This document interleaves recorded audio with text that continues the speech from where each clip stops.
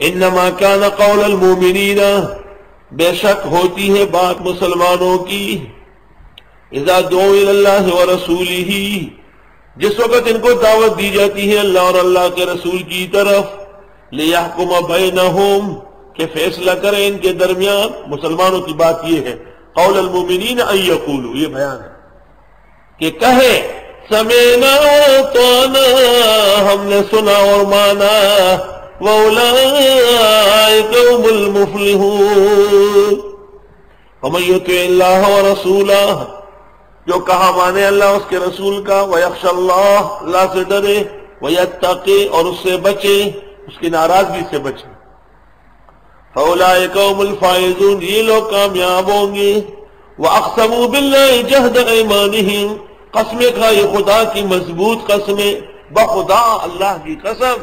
اللہ کو حاضر ناظر جان کے کہتے، یہ مضبوط قسم ہے۔ ایک تو یہ کہ قسم میری قسم ہے،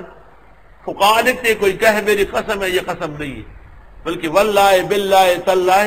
یا اللہ کے اسماء و صفات میں سے کوئی چیز ذکر ہوگی۔ لئن امرتہم، اگر آپ نے ان کو حکم دیا، لیخرجن، ضرور نکلیں گے۔ قل لا تقسموا، آپ فرماؤ قسمیں نہ کھاؤ، اقسم یقسم، اقسم باللہ ابو حفص عمر، طاعت معروف، تمہاری تابعداری معلوم ہے، ان اللہ خبیر بما تعملون، قل اطیعوا اللہ واطیعوا الرسول، آپ فرمائیے کہاں مانو اللہ کا اور کہاں مانو رسول کا، فإن تولوا، پس اگر منہ موڑا، فإنما علیہ ما حمل،